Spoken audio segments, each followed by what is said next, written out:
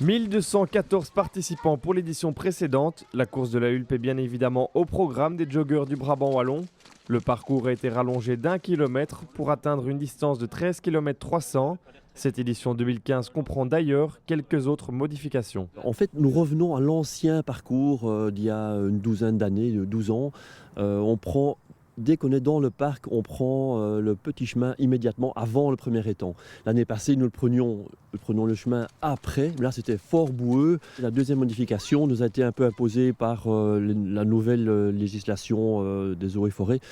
Donc, au lieu de prendre un petit sentier qui montait vers le ring, vers le 7e kilomètre, là, on prend un chemin un peu plus large, peut-être un peu moins beau, évidemment. Il s'agit de la deuxième édition après 10 ans d'absence pour le jogging du Fond des Ailles. Bernard Simonet, co-organisateur de l'événement et jogger, est à la base de cette initiative. Mon ami et compagnon de club, là, le club de l'OTAN, Marc Timmerman, lors d'un entraînement, nous avions discuté, on était un peu nostalgique de cette course finalement. Et moi encore plus que lui, parce que je l'avais gagnée à plusieurs reprises, et comme j'habite la Hulpe, je me disais oui, c'était quand même dommage, elle était belle, tout le monde appréciait cette course, donc il y avait quand même un petit manque chez nous.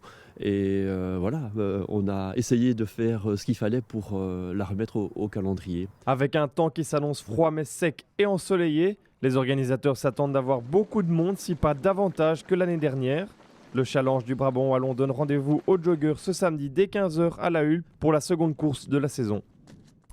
965 coureurs au départ hier à la Hulpe, motivés malgré la température de 4 petits degrés à l'extérieur. En théorie, il y aurait de la boue, mais comme il a gelé cette nuit, il y a encore des endroits fort gelés, donc il n'y aura pas de boue. Le parcours va être très roulant. Les températures assez basses, c'est beaucoup plus agréable que quand il fait très très chaud. Donc on préfère ce genre de température. En plus, on a un beau soleil qui est de la partie, donc voilà, je pense que ça sera une bonne course. Pour moi, les conditions sont idéales parce qu'on a vite chaud en courant, on fait quelques centaines de mètres et on sent déjà la chaleur qui est là, donc non, il n'y a pas de problème.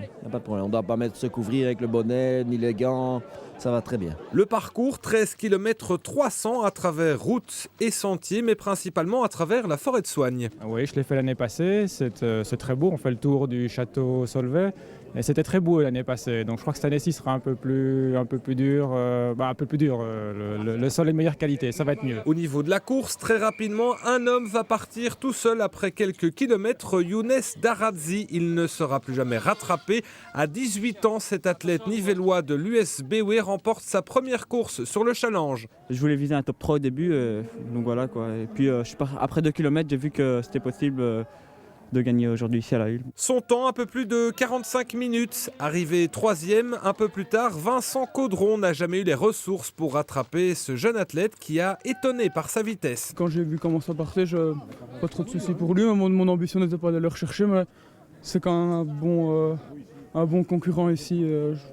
Je pensais bien qu'il pouvait gagner, c'est chose faite, je le félicite. Côté féminin, c'est Alexandra Tondeur qui a terminé première dame en 49 minutes et 6 secondes devant Louise Deldic qui finit deuxième. Je ne m'y attendais pas, je venais pour courir, pour faire mon entraînement, mon tempo.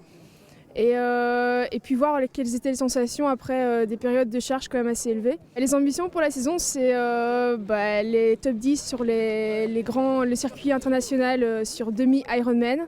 Et en fin d'année, il y aura mon premier full Ironman en septembre. Enfin, parmi les participants, un coureur pieds nus, même pas mal.